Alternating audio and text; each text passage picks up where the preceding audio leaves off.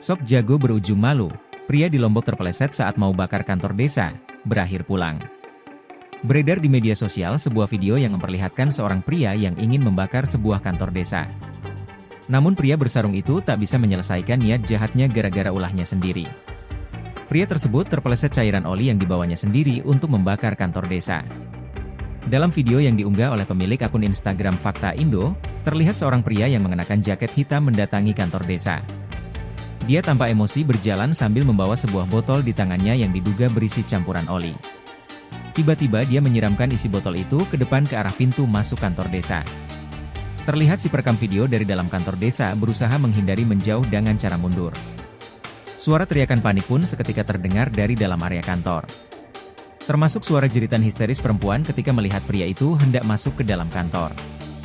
Namun hal yang tak terduga terjadi. Pria tersebut terus berjalan masuk setelah menyiramkan cairan isi botol di tangannya itu.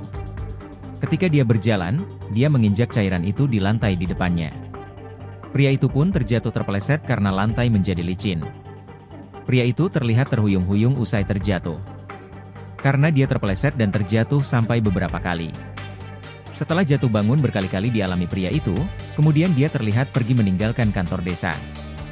Berdasarkan informasi yang dihimpun, di Lombok ada kantor desa yang hendak dibakar oleh seseorang karena permasalahan tanah. Namun belum dipastikan apakah video viral ini terkait dengan permasalahan tanah di desa tersebut.